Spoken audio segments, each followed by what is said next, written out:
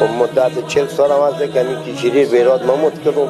داخل سابق به خانه بود دیگه، به داخل اوتلا نبود دیگه، به اوتلا ممود کردم و 42 سال هم میشم وکیل صنفم. همین کشیری که ما پخته میکنیم برنج که هست، برنج خود ایراته، موش هم که هست از خود ایراته، حتی هم پیازی هم که مفتکه از خود ایراته.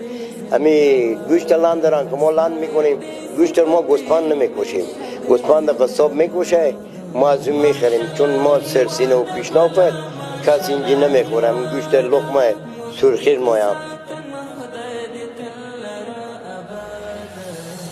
کچیری و چه ملنگ دهرات نام داره. همیشه وقتی ما از کابل میایم به خاطر کاروبار یا به خاطر ورزش خود که ما ادامه میتونم از اینجا برنامه های چیزا استفاده میکنم. اول کوشش میکنیم اینجا بیم.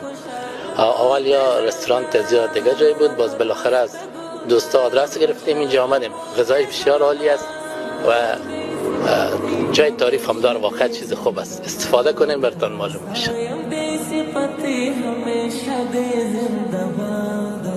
माशाल्लाह ही वादा